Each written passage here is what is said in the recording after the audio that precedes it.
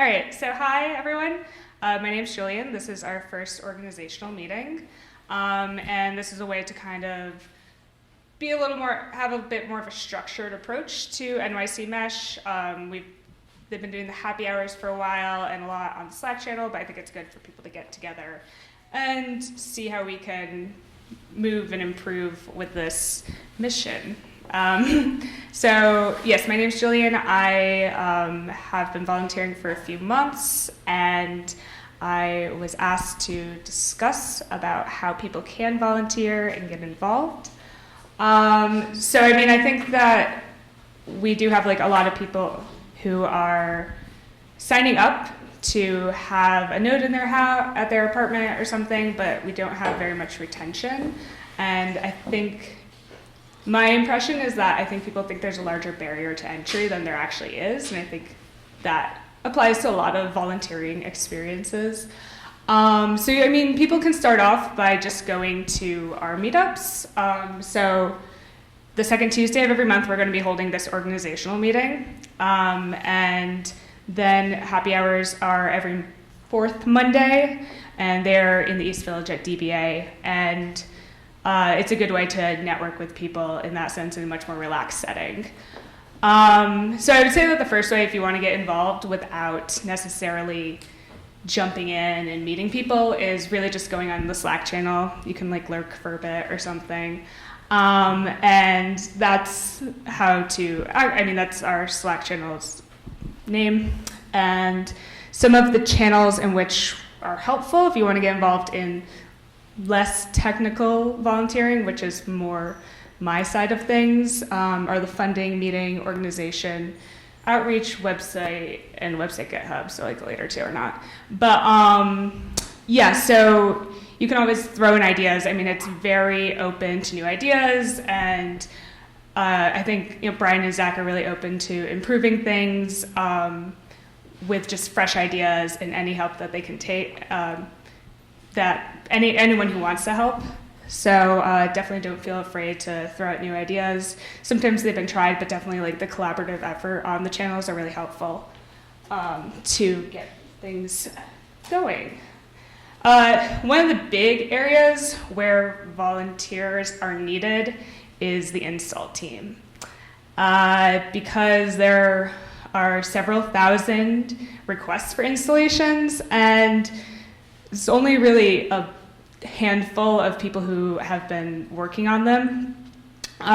This doesn't require a huge technical background. Again, you really just need to know basic handiwork, just figure it out as you go. I have a horrible experience with drills, and even I was able to figure it out. So on that, the best way to go about that is to request to go on the install team on the Slack channel, and as well as the calendar, and it'll be postings of the installations that are upcoming, and you can just join. If one is being posted on the Slack channel, you can join it and then have someone lead it, and it'll take usually in about 3 or so installs. Most people are able to lead it themselves afterwards. And other ways that you can help out are definitely like facilitating communication with people who have requested installs to make sure that they get pictures of the panoramas and that they actually are in like an accessible location to get connected. So I think that could definitely be expedited a bit. And then follow up as well is like, there could be more use for community engagement afterwards, seeing how people have been doing, getting them involved into the community.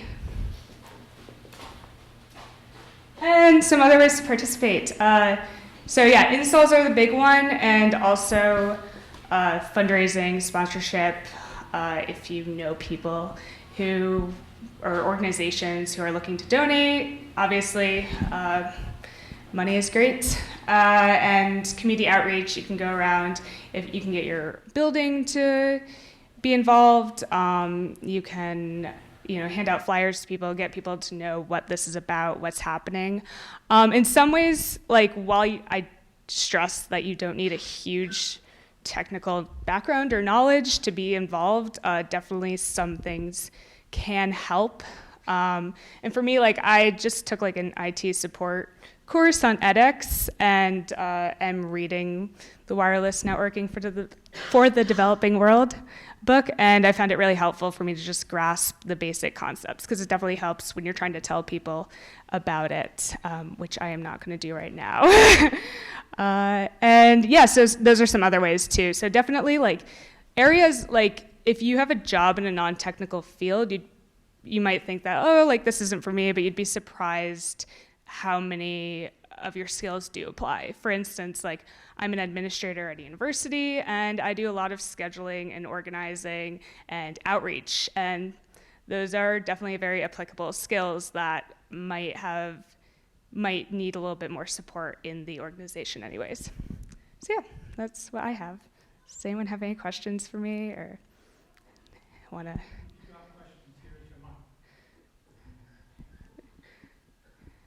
Okay, cool.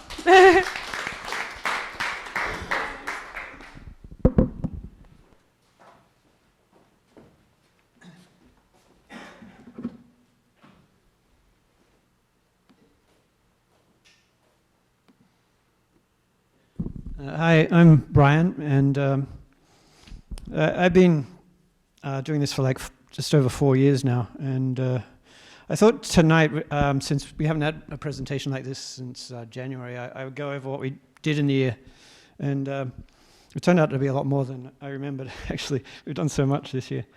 So we went through a big change in December. This was the join request in 2017 before December, and when net neutrality was overturned, everything just went crazy, and we basically became a different organization after that. And the whole year has just been very, very hectic, and us trying to scale up as we cope with all these people, all this interest. So we had a meet up in January, which is our biggest ever one, and that's on YouTube. It's worth watching. It's still relevant to what we're doing. So so after this event, we spent a lot of January trying to figure out how to scale up. So we got Jason got a ticket and a scheduling calendar going, and we tried to get some more install leaders to try and get things scaled up. So we finally made it into the Bronx in February. That's Jason again installing some nanostations there. So that was a big part of this year, trying to get further out of the city. We still need to do a lot more work on the Bronx hub and get some more connections up there. So in March it's a very important thing with a non-profit to be sustainable, and in March we finally reached this stage where the amount of donations coming in paid for our total expenses, and so not many community networks reach this stage. They tend to rely on grants forever, and so it was a big deal when we did this in March. It gave us the confidence to keep expanding, and made us realize our model was working. And another thing that started to happen after December was management companies were approaching us, which was great. We did this building. You probably recognize that when you go across the Williamsburg Bridge. You see this building on the other side there. And they're renovating it, and it's going to take 5 years to do. But they needed internet on the top and for some video cameras. So we connected the building, and we also use that to connect into Brooklyn too. So we got really good bandwidth to the building, and we repeated it over into Brooklyn. But yeah, it's pretty amazing, some of the buildings we're getting now. That's the view back towards Supernode 1. And that's the view into Brooklyn from the refinery. In April, we made it into Greenpoint. There's a it's a street in Greenpoint that has no internet access. So they were very desperate for us to get out there and connect them wirelessly. So we got out there and we just connected them to a kiosk at the corner, but we managed to get over 200 megabits per second from that. So we made this into a hub and connected the 4 offices downstairs in the building there. And May was perhaps our biggest project of the year. We were collaborating with Block Power. They're putting in heat sensors and air sensors as well in this building, and they needed Wi-Fi. So we've always wanted to do the housing association building, so we just went crazy when we got on this roof and we put antennas all over it, and we got access points down the side, and we got sectors all around that tower at the top there. And this has become one of the most important hub nodes for the network now. That's the day we finished, was celebrating on the roof there. And another thing, ever since I've been involved in this project, I thought that, if we were successful, that we would travel and try and talk about our model in other countries. And we did a bit of that this year. And there's an annual meeting of all the mesh networks called Battle Mesh, and it's held in different cities. And this year it was in Berlin. And Zach and I went over there and we did a few presentations about our network, and we got to speak to people like Freifunk and Guifi and other networks and see what they were doing. One thing we came out of that realizing was that what we were doing is working, and we realized that we're on the right track with this network.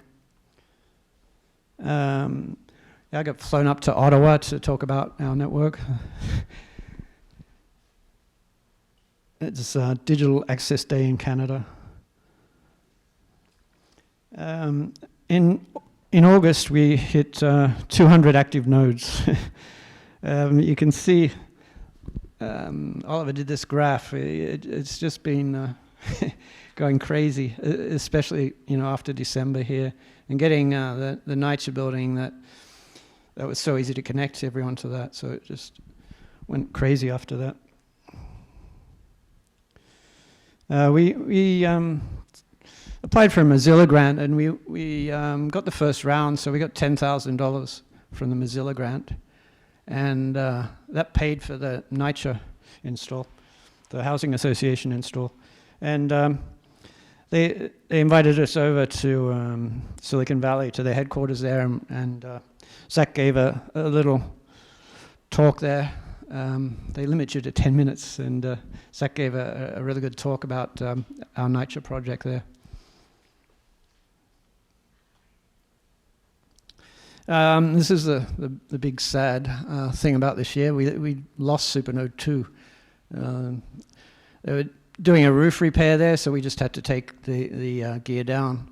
We got moved to another hub, 1417, soft surplus, and so we actually kind of recovered pretty quickly from that. The bandwidth is still pretty low in Brooklyn, but we managed to just move a few light beams around and redirected them to the hubs, and a few other hubs sprung up, and Ehud's going to talk about that a bit more. But I think, it was a test for our architecture, and the whole idea of mesh networks is that you can recover after you lose something major like that. I can't believe we have this building, but we've got so far we've got 4 antennas up there.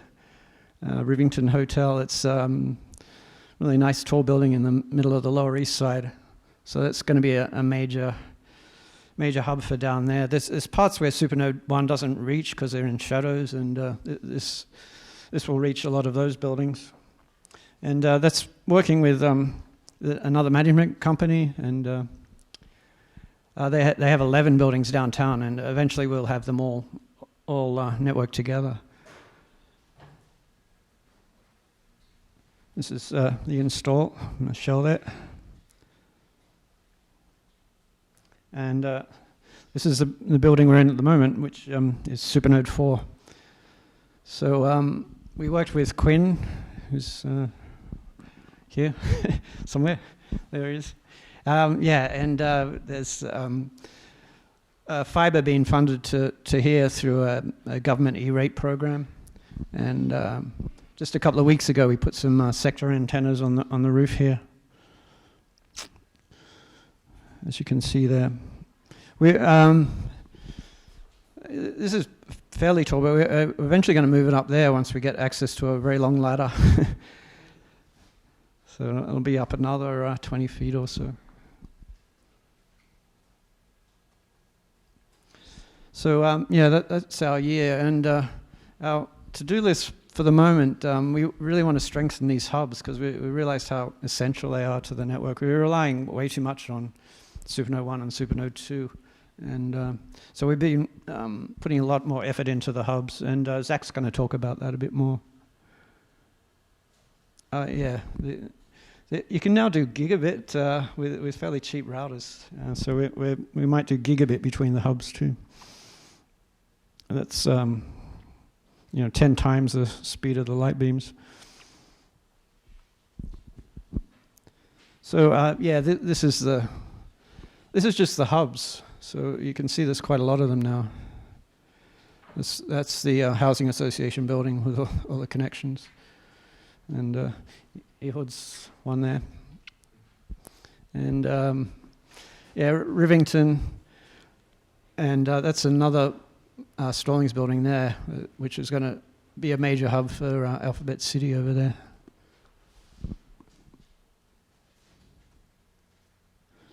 So the other to-dos are increasing the bandwidth.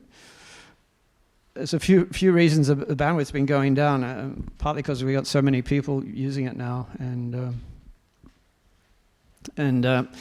just generally we're getting more interference. So we've got to work on getting the bandwidth up everywhere. And Supernode 3 is going to start happening in the next week or two, which is over in Industry City. We're doing things a bit out of order there, doing 3 after 4. But so that should be lighting up in a couple of weeks. We start moving into Park Slope a bit and Sunset Park. Thank you. So I think Zach next.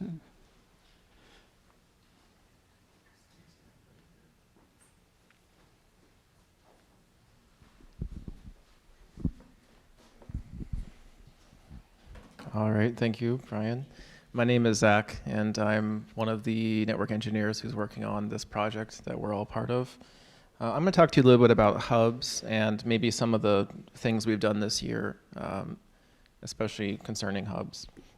So maybe if you remember in the beginning of this year, we had our State of the Mesh, which just talked about generally what's going on with the mesh. And Brian asked me to make the master plan, so I made the master plan, which is to expand across New York City.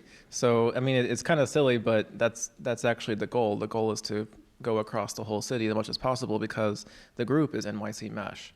And so our goal is NYC. And this was our artist rendering of what this could look like topology-wise. And we have this concept of supernodes, which are just, a really fancy node. And then we have this concept of hub nodes, which are just a slightly less fancy node. And then we have rooftops, and rooftops are just your buildings and my buildings and everybody's buildings. And so you should connect to whatever you can connect to, and that's what makes the mesh, is that you're connected to the next closest thing and as many of them as possible. So that's kind of this, where we have express routes, except not the 2-3 train today, but it would be an express route, and so that's maybe the yellow lines. And then we have hub to hub, which is maybe the green lines, and then not shown are maybe lines between rooftops that are a block apart. And so you think, well, okay, maybe, yeah, sure, great, artist rendering. But that's kind of what it looks like now, right? It's almost true to that, where we have hubs that are talking to hubs, three spots deep into some places. And we have super nodes along the area which happen to talk to them as well, which are also just hubs. And we even have, triangles across different parts of the city. This is pretty, this is only 9 months later or 11 months later, but it's still, getting into that direction. So why bother? Why bother with a hub? Well, the classic mesh topology, what most mesh networks are used to, is great. It's a pure mesh. It's, every node is exactly equal. They're all exactly the same antenna and so on. But there's some issues with distance and speed, especially. You may, hop. You may have every hop, or if you're lucky and have 2 antennas, you may not have, but at least you're not going to get very far distances. And we have this problem as well in terms of just classic mesh. This is what it was like before last year. Except that we're slightly worse at this because we're in an urban area. And urban areas have a lot of noise. There's lots of Wi-Fi routers in people's homes. There's just noise from the city, all kinds of other things. So we still want to do rooftop to rooftop. We still want to be a mesh. We are a mesh. But, for New York City, rooftop to rooftop is 1 to 2 blocks apart. That's not getting at the distances that all of our members are at today.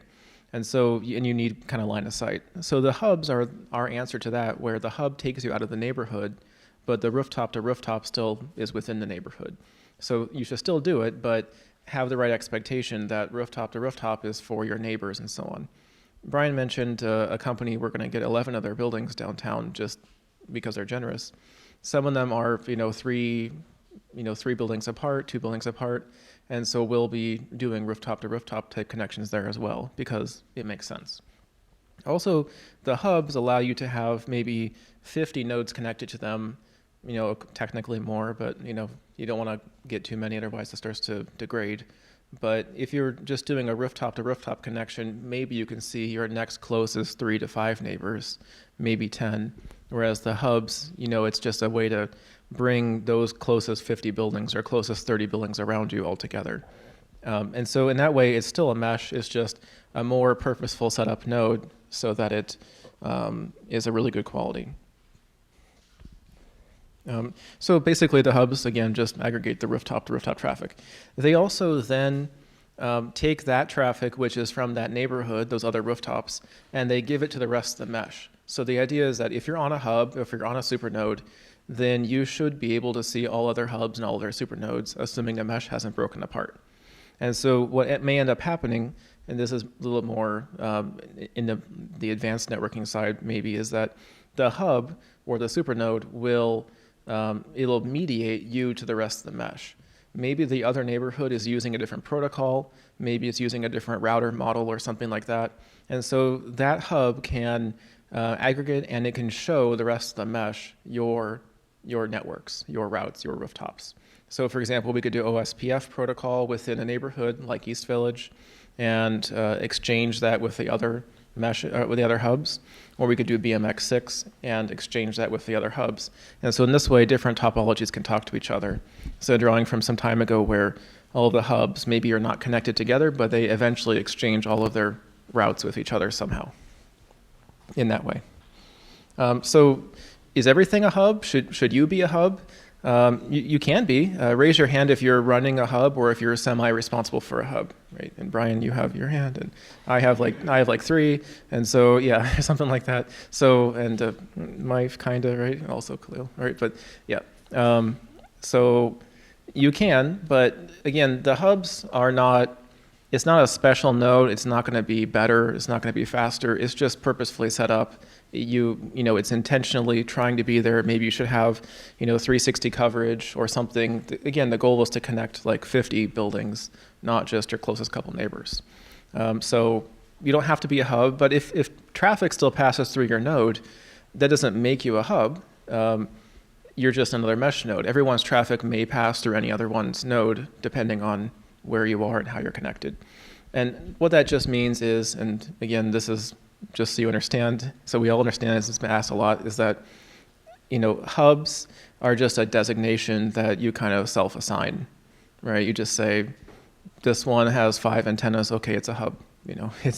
So if you want to be a hub, sure, but it doesn't really matter. Getting to be a hub doesn't actually change anything. It's basically all the same. You can run all the same protocols and see the whole mesh still if you're not a hub as well. But we should do them because Brian mentioned we have some bandwidth issues. Once you, just at the nature of all these antennas and these radios, if you have 50 to 100 rooftops connecting back to one rooftop, there's a lot of contention. And so for us to be able to scale to thousands of buildings, we have to be able to have some building every once in a while connecting the closest 50 buildings, and then do that over again, and have those 50 sites connecting to each other somehow. The other thing that happened this year was, if in the January we kind of showed a graph that was, or not, maybe it wasn't January. So sometime this year I showed a graph that was like up to here, and it said, yeah, our bandwidth is okay. We're using this is a daily average, so it's a moving average. We're using like 30 or 40 megabits per second. You're like, okay, well, now it's about 150. It really started to take off in the middle of the year. And this right here, you can see, is when Supernode 2 died, or was lost, excuse me. And now we're back up a little bit, but actually this traffic is what's going across the VPN to Ehud. So we see a surge down this way, which is kind of interesting. I've been watching this, and some of our peaks were using 300 or 400 megabits per second at Netflix hour. So it's we're actually using probably nearly half our bandwidth at times. So we have to our bandwidth to the internet. So we have to start thinking about that in the future. Supernode 3 will have 10 times that bandwidth, and we'll have a 1 gigabit link between Supernode 1 and 3. So it'll be a little bit better in the future. Speaking of Supernode 1, in the January I gave these numbers that we had a 400-day uptime, and we had some number of things connected. We now have a 700-day uptime. It's exactly 300 days later. I figured it out. And we have about 60-something rooftops connected to Supernode 1. And we've downloaded, you guys have downloaded 207 terabytes and uploaded 155 terabytes. So in terms of per user, that's definitely over the cap of what a FiOS connection would allow. So congratulations. But on that same topic, it's not in the slides, I just wanted to say it as well, is that in January, I was asked a question at the State of the Mesh, do you guys support torrenting and all that stuff? And I said, yeah, we're not watching our traffic, which is 100% true. We're not watching our traffic. But we do get emails that say that there's abuse. Like we get these emails and, someone has downloaded, what was something we saw downloaded? Samurai Jack, or maybe it was you. There was a Sabrina something, I don't know, but these emails come in, several times per day, and then I post them on the abuse channel. So if you're torrenting, we're not stopping you, but please don't make us want to stop you. And it's probably not good to do that, so please don't do that. Because, not only because of any legal issues, but also it really degrades the bandwidth. One of the reasons we're kind of squished for bandwidth in Brooklyn is because somebody in Brooklyn is torrenting. So, it's a community network. It's better if you don't abuse the community if possible, because it's a thing for all of us. But that said, we're not looking at your traffic. What's still coming? What's coming this year, next year? We're working on general VPN access. I said this last time. But, we need certificates and things like this to be so that we can make it easy for people to. We have about 6 or 8 sites VPN back right now, including Ehud and the Bronx hub and myself.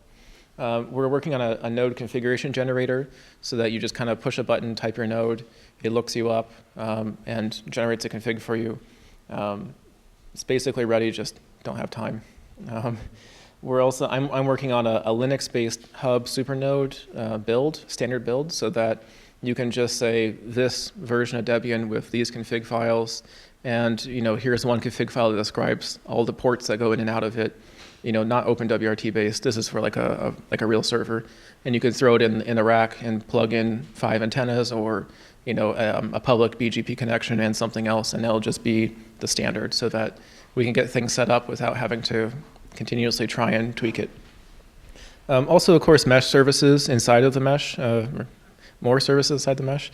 So, for example, we have in the works a Scuttlebot node Also, I'm working on Docker generally, so you can just say, I want to run website X or whatever. You can test something and just kind of click a button and it happens.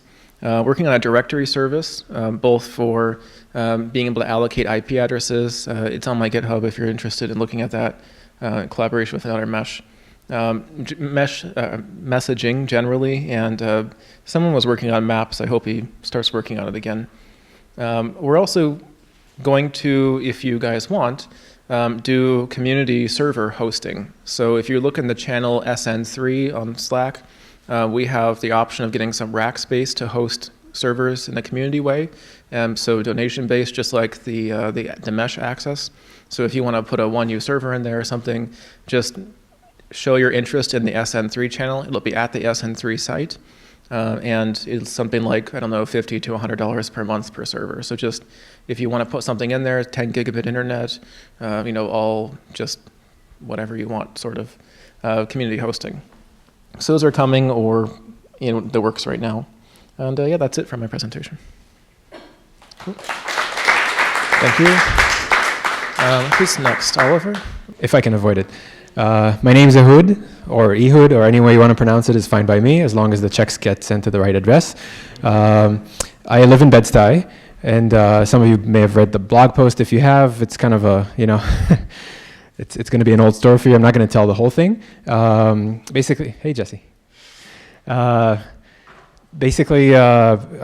been wanting to get connected to the Mesh for months. Like I noticed it in 2013 or 2014, I don't know when, but not 2013, that's before it started, but I noticed it like years ago, and I've been itching to connect, and then at some point I forced myself to get to the meetup at DBA, and found out that nothing was, I'm not moving fast enough, I'm not getting connected already, come on, where is it already, I want to get connected, and nothing was moving. And then I found out about Slack, and then it turns out all the conversations happen on Slack. So I moved to Slack and started hounding everyone, and Brian suffered a lot from it, and everyone else did, and Zach too.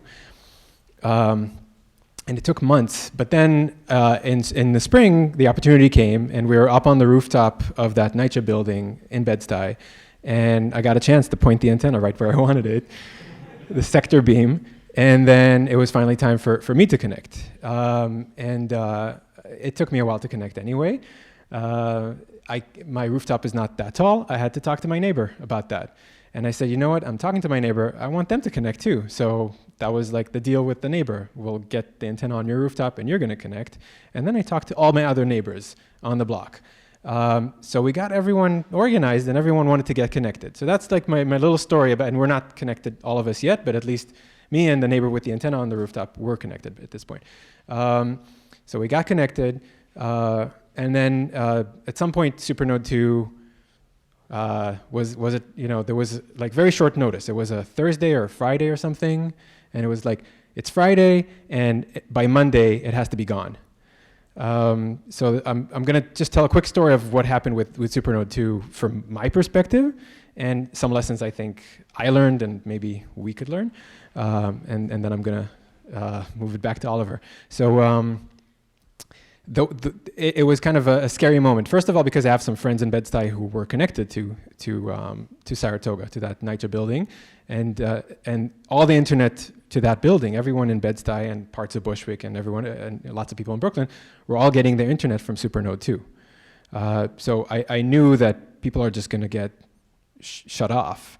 And once you get kicked off such a thing, because of what Jillian mentioned about the barrier to entry, because it feels like such a schlep, such a headache to get connected. Now it's a lot easier, by the way. But for most of the people who were connected, it felt like a big achievement to get on the web, on the mesh. If it got shut down, I was worried we'd lose people. Like this would just be kind of a death blow or something. I'm sure it wouldn't have been, but it would have been a big setback. So I looked around and I said, you know what, maybe I'll just, maybe there's a way to just make this go through me. So because it's a mesh and because things can go anyway and it's not like a hierarchical hub and spokes thing, some people had to realign their antennas from Supernode 2 to Saratoga. And in Saratoga, we had to reroute the traffic to my place.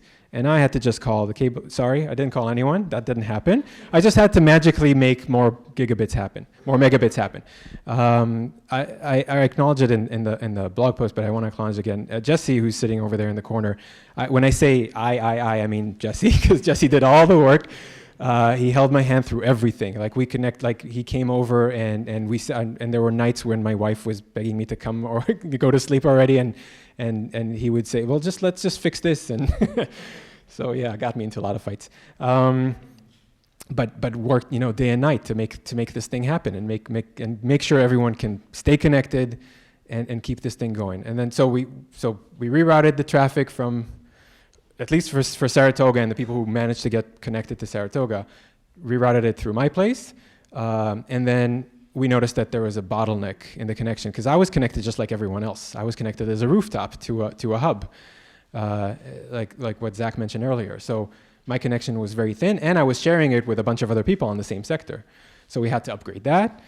And then now it feels like it's still not enough, and maybe we have to upgrade that. And the other gear had to be upgraded. So Zach and Jesse came one night and just helped make that happen. They brought new gear and they set it up, and it just worked. So I think, and now it's working, kind of. Netflix time is really bad for everyone, but I think we're on the right track. And here are the takeaways that I would take from this.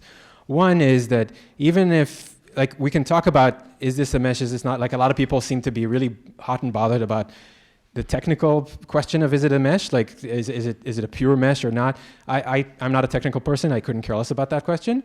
But I feel that on the, if you zoom out a bit and look at it as a topology, as a system, if you kind of fast forward what happened in the past few weeks, you'd see that it dynamically readjusts and reroutes its traffic based on what's going on. So that's one thing. And people can connect non-hierarchically, which is another thing. So those things definitely are going on. That's one big takeaway, that it is a viable concept and it's working the way it's supposed to work. The other thing is what Zach mentioned, and Brian too, the importance of hubs. If every single person had to redirect their antennas to someplace else, that would have been a total mess. But however many nodes are connected to, however many rooftops are connected to Saratoga, they were already connected. So we just had to reorient what happens with the traffic from Saratoga, from that hub. And the same thing with my hub. I was already connected to some degree. Even if we lost connection in one direction, we can restore it in another direction. So things, I think the hub idea is definitely, I mean, I have a lot of vested interest in that. I want to have, I feel pride in my hub. It's a great way to dump a lot of money and time, of course. But also a great way to get in closer touch with your neighbors and have kind of a resilient thing going in your community. So that's a good thing too. So that's my second takeaway. And the third takeaway, and this is for everyone who's just joining, I guess people who are already in the project know this, things just move slowly.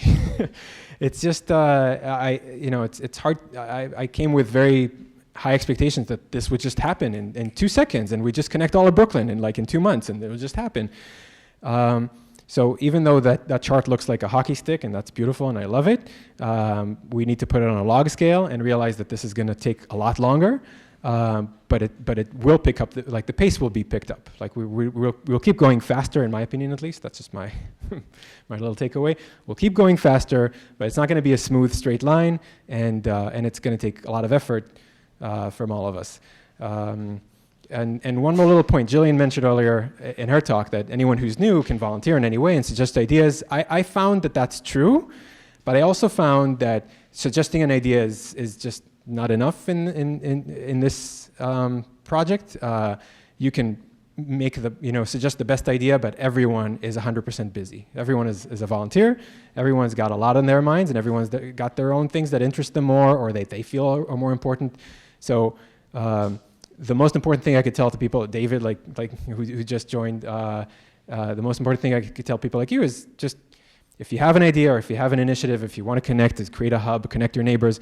No one's going to do it for you, probably. You're just going to have to do it yourself and start pushing and start making that happen by talking to your neighbors and convincing them and getting them to join and so on and so forth. And it's going to be a slog, but it's totally worth it as far as I'm concerned. That's it. Any questions? Anything you wanted me to cover that I didn't? All right. You ready? Cool. Sorry about that.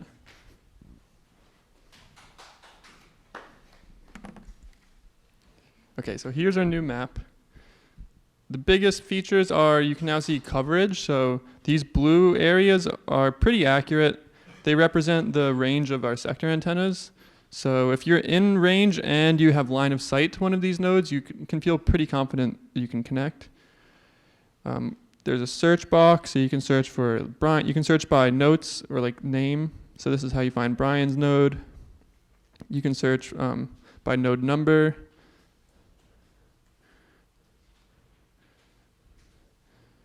I think you can search by type. Yeah, so these are all the hub nodes. We also have filters over here. So you can click on any of these to turn them on and off. For example, you can see all the potential nodes. So these are people that signed up in the join form.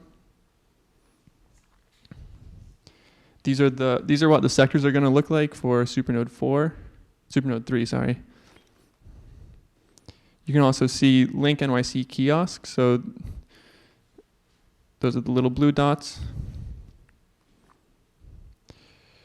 Also, in order to see panoramas, you can click on a node and then just click on the little photo right here, and that'll bring up a gallery of all the panorama photos. And you can tap through at the bottom or just use the arrow keys. And this is really useful for finding line of sight and figuring out what connections are possible. So if you sign up, a good way to you can check out panoramas from nearby nodes, and if you can see your own building, then that's a good sign that you can connect. Also, it's possible to select multiple nodes, so you can hold down the command key while you're clicking on others, and that's a little hidden feature. And these nodes are all linkable now, so you can actually, if you see, you can paste this link in. It's NYC Mesh /map/nodes, and you can link to individual nodes like 1340, or you can link to multiple nodes. They're just separated by dashes.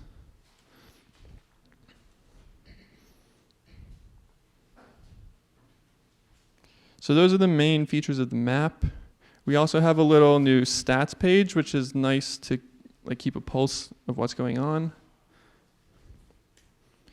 Right now it's just showing the active nodes and node requests, but I hope to update this later with uptime or some more detailed statistics. And you can break it down by all time, the last year, the last 4 weeks, or the last 1 week. And yeah, that's all the major changes, but if you want to get involved, if you have any suggestions, feel free to come on Slack. We have a website channel where we discuss this, and we're always open to new ideas. Thanks.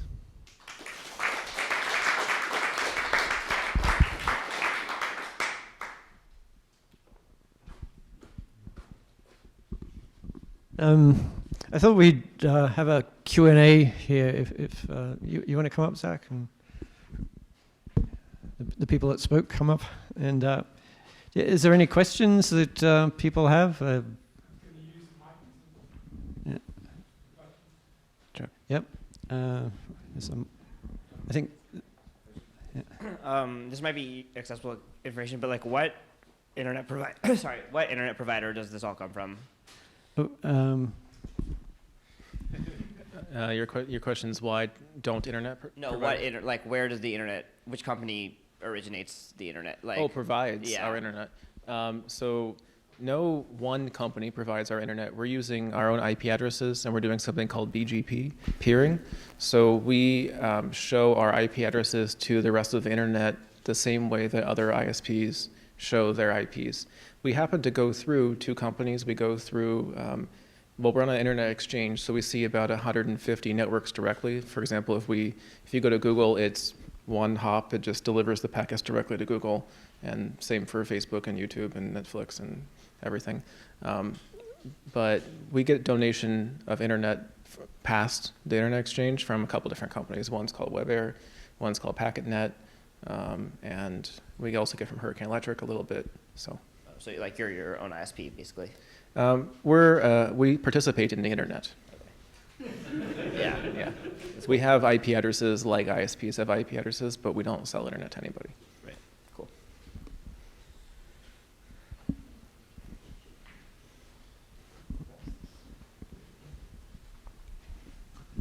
So the question with the management agencies interested, and I guess there's one that's currently online.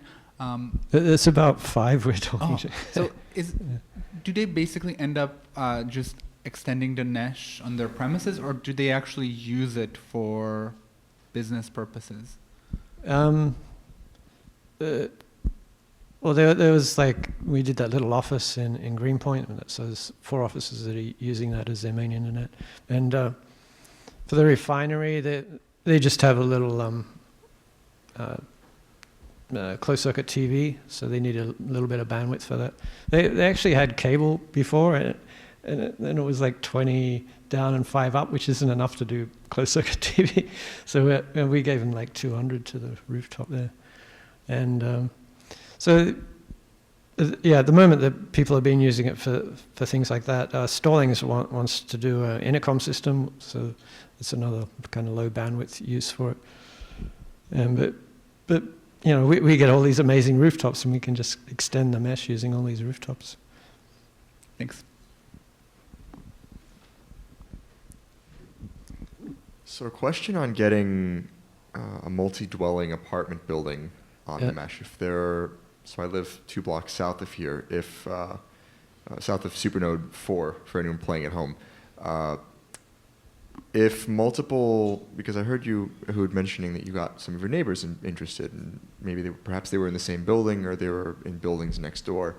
Would it make sense to? Or my question is, have you put any thought into whether to have each potential connected person get their own antenna and point it towards a sector and point it towards Supernode, or have like a switch, like an Ethernet switch installed in the building and have direct lines to each apartment? How have you thought about this? Yeah, the antennas don't add up. You can't put like 10 antennas and get 10 times the bandwidth because they're all hitting the same sector. So you really just use one antenna per building and then do an Ethernet switch and run Ethernet down. That's kind of the standard that we're doing and this is a little bit of a departure from the previous way where every node was a person, right? Now a node, and take it with a grain of salt, but there's arguments about this, right? But every node is a building, and you put, as much gear as you need to sustain that node. So it could be a switch, or 2 switches, or 3 switches, or 1 switch and 5 antennas, or 1 router and 6 antennas, or 1 antenna and 1 wire, or whatever. That's a node. So yeah, you'll have all the apartments connected to it. And if it needs to be a bigger antenna, then you put a bigger antenna. So in the case of if there are more clients, more network clients than a light beam or a microtick antenna might support for that, would that then warrant upgrading to an air fiber or something more dedicated, assuming that there was enough demand?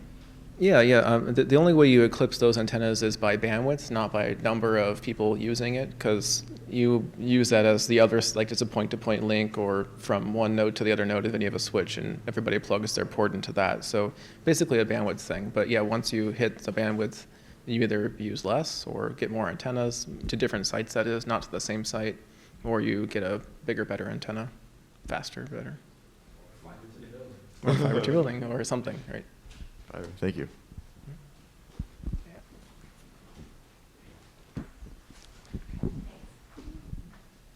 Has anyone made outreach materials that I could share with my neighbors? Yeah, go to the website /leaflet. We put it all there. Great, thanks. I know you put in a thing on the Governor's Island. What happened with that? We failed. We didn't get that. It was a lot of work, and it didn't work out. It was a very strange project, really. When we went to the first meeting, they said the budget was 10,000 total to do it, and obviously you couldn't do it for 10,000.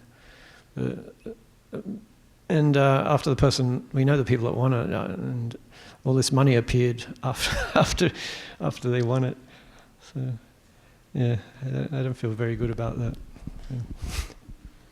And speaking of money, you didn't actually do a finance report in your update. Did you? Did I miss it? Yeah, it's on the ISOC one. Yeah, I uploaded one. But yeah. How much money do you have in the bank? The report was only up to the end of June. What I will say is that we've arranged now that NYC Mesh has its own bank account, whereas before it was running off ISOC's bank account, which is a step forward. Yeah, the finances are getting straightened out. We have our own card now. I forgot something about the building management companies. Like, what we realized in dealing with large companies is we do the easy stuff first, and like in the sugar refinery, like the long-term plan is to do all the apartments as well. And the same with Stallings. There's one of the buildings, so the long-term, it's 200 apartments in one of the buildings. The long-term plan is to do that, but starting off, we just do the rooftops.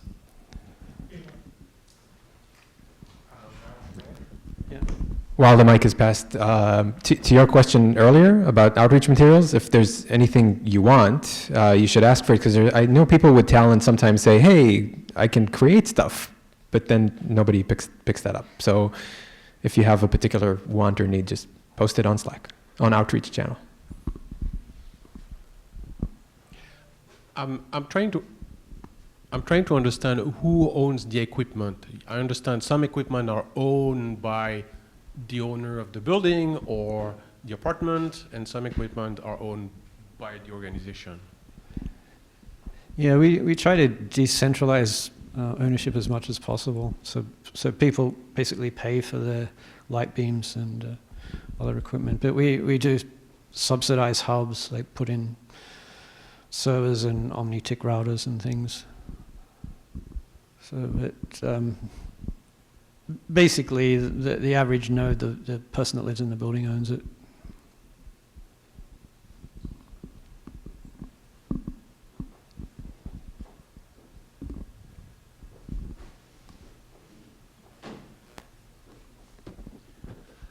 Thank you. Approximately how long will a new subscriber wait for an installation? Someone mentioned doing outreach in her neighborhood to get more people interested. Is it true there is a substantial waiting list already? Yeah, it's a very fast way to get an install, and Jason and I work on the ticketing system. If someone sends us a nice panorama photo and we can see our antenna in the panorama, then we'll let them schedule and install in the next few days. So the rooftop photos really help us plan out those things and speed it along. A lot of the gray dots on the map are just in areas where we can't reach yet. Thank you. The other fastest way to get an install is to volunteer to do it, right? So if you're interested in being part of the install team and you want to learn how to do an install and you want to do your building as your first install, then you'll probably get it right away, right? Yeah. You mentioned management companies reaching out directly to the Mesh. Has the Mesh had much success in cold calling management companies, or going to tall buildings, knocking on the door, or reaching out to NYCHA? No, we've had zero success in cold calling. It's all been people coming to us.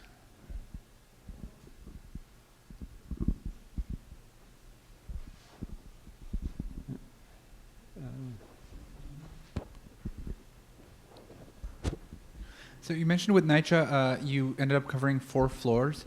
Is that just what the deal was with this particular install? Yeah, they wanted access points on 4 different floors for the monitoring equipment. Oh, so did it cover the whole building? No, it was just in the stairway, but it actually reached. This is not for public. Yeah, it is. There's monitoring on it, and there's something like 17 continuous users I mean, 17 people using it at the same time each day. So It's meant, Gotcha. it's meant for block power, but it's open to everyone to use, and there's also access Right. points pointing to the community center in the back and to the park. Yeah, but like as far as NYCHA was concerned, like they were getting the internet for their monitoring equipment. yeah. Yeah. Gotcha. Okay. Yeah. Yeah. Yeah, it was a strange week on that building, wasn't it? It took me a long time to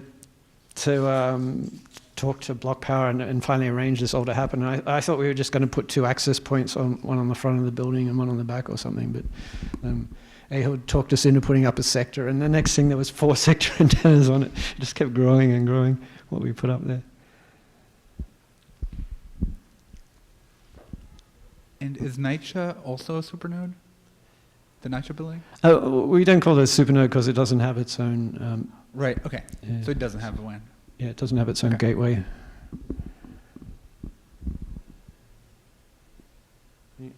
Anyone else? What's the plan for Supernode 3? How will that connect back to the mesh? Yeah, so Supernode 3 is going to be a proper supernode where it has a donated internet connection, the donated, internet connection.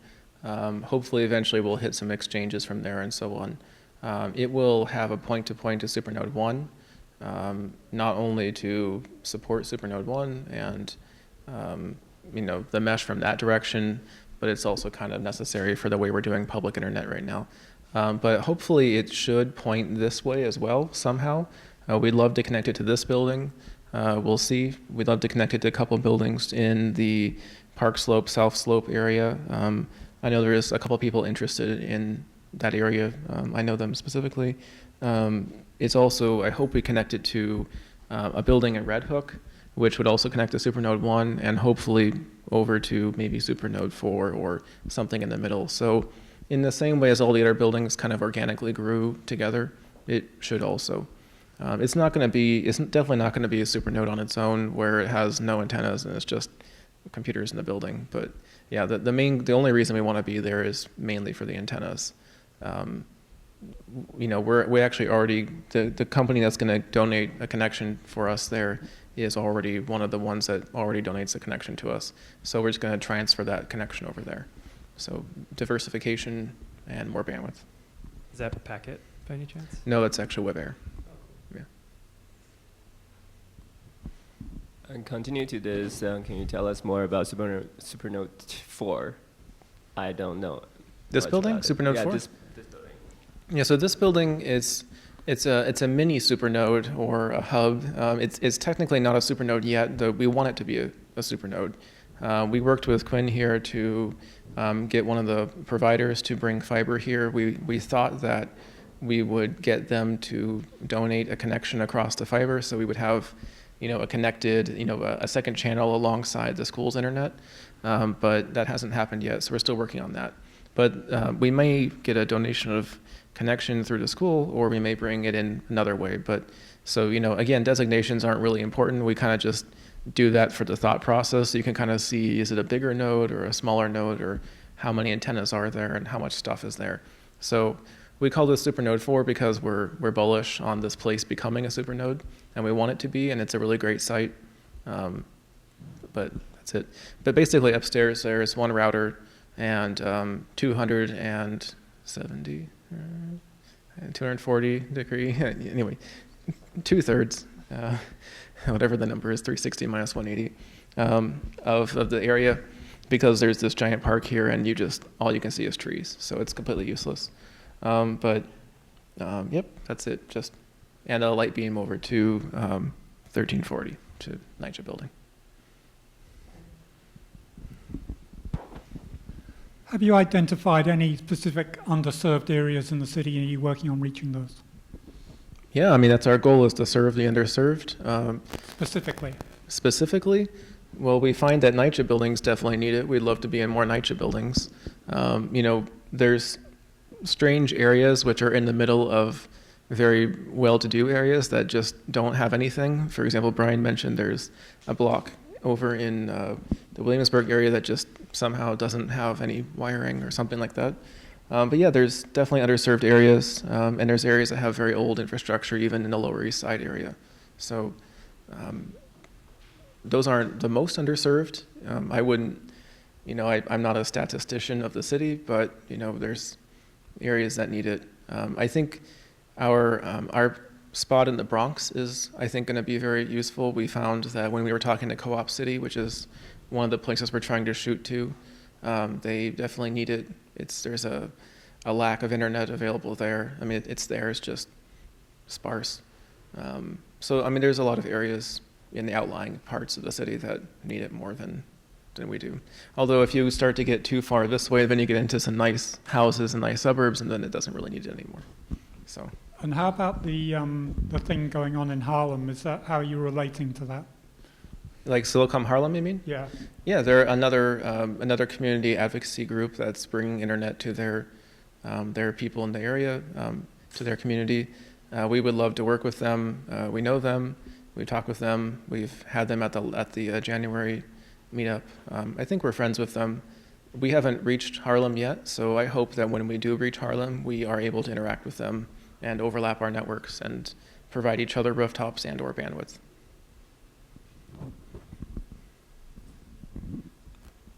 Anyone else, or anyone want to talk about anything, or doesn't have to be questions? When do we get NYC Mesh t-shirts? Anyone want to answer that question? It was in the original budget. It was in the proposal. Okay, well, maybe you should order them, Jolly. Yeah, if you make one, you can get it. Yeah, it's a. No one's in charge, Jolly. Go ahead and make them whenever you're ready. Word. Yeah. Okay. Yeah. Yeah, there's a couple pieces of swag around if you're lucky. I don't have any, so. Yeah, we have one hat. One hat. Yeah, we can share. Yeah. One more question over here.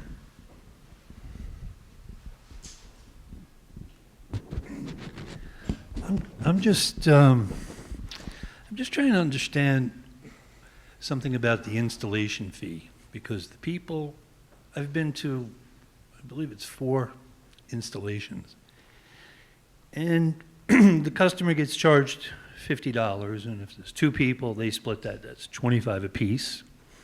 If it's 3, you can do the math. We just changed that. Oh, sorry. Oh, how much is it now? The $50 goes to the team leader. And we're going to. That's better, especially for people like Giorgio. And the volunteers, we're planning on supplying them with like Metro cards and NYC Mesh T-shirts. And crimping kits and things. But the problem that I have, I mean, I think I'm altruistic. I was a volunteer firefighter in the state of Vermont for 6 years, where I paid for my own gas and paid for my own red lights and the time it takes to go to training and the monthly meetings and the fundraisers, et cetera, et cetera. But I kind of have a hard time thinking that a volunteer, that if I'm going as a volunteer or getting even a stipend, which is minimal, especially if you consider expenses of getting there, parking, whatever, time, that I'm going to volunteer to install equipment in a person's house that's already spending 30, 40, 50, 60, 160, whatever, probably around $60 a month for internet. So now they're going to save money. So I have to volunteer to save them money, and they're living a much better lifestyle than I am, or the other people on the install team. So it's like, why do I have to volunteer to help some rich guy save more money? Well, you don't have to volunteer at all. No, I know. Right. But the main reason... But I think a person who's doing work should be fairly compensated. Especially someone that we both know who's actually doing it because he needs the money. And when I addressed this with a third party after one of our DBA meetups, he's like, oh no, that guy's got plenty of money. I said, no, he doesn't. He's strapped. and we had a little discussion. I actually So- we're talking about Giorgio. I met with Giorgio. That's where we decided on Okay, to change it a bit. that's But good. the main thing about install charges, we want to keep it really low, just to keep the barrier. I found it interesting. My buddy who lives in Tampa moved from one address to another, and Spectrum wanted in excess of $200 for an installation, basically so he could unplug his modem and plug it in at the next place, whether they needed to come and connect it at the pole or not. I mean, that's a lot of money.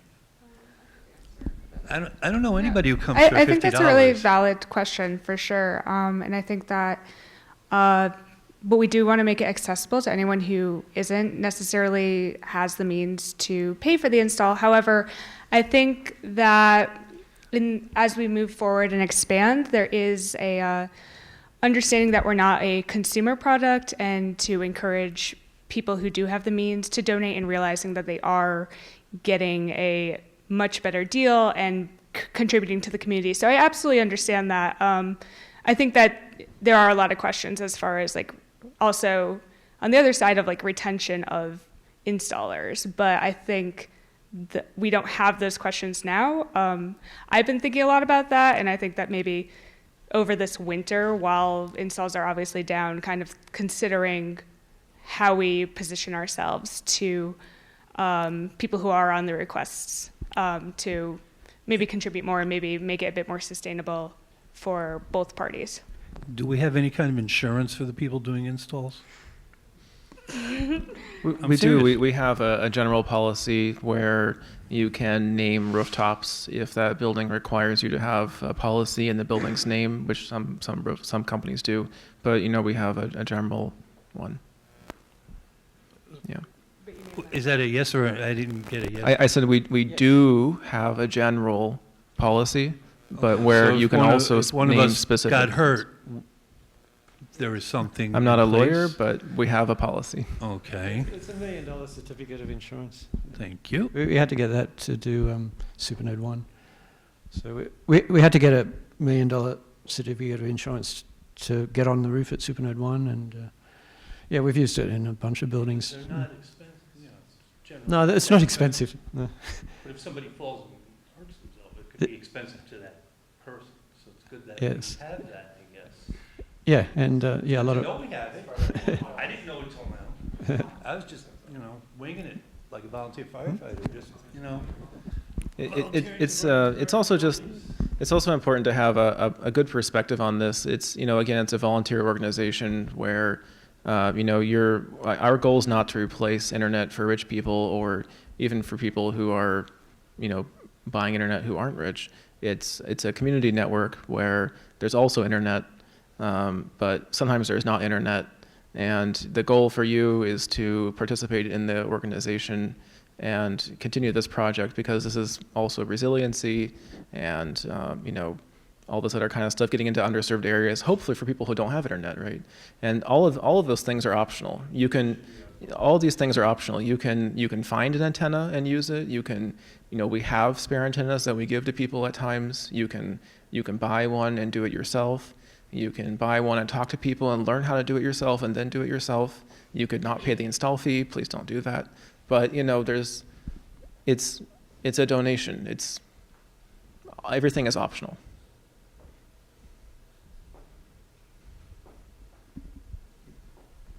If there's no more questions, I was thinking we could break out into different groups. Maybe a beginners group, and do you want to?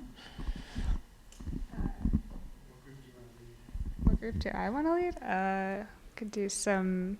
I was thinking like theme groups, like maybe like a marketing outreach group. If anyone wants to join me and discuss kind of more kind of marketing strategy and outreach in that regard, I will be over here, I guess.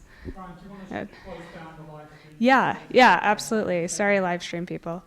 Okay, bye. And yeah, I'll talk about the website and map, I guess, over here. So, ticketing. So yeah, if we want to break into groups.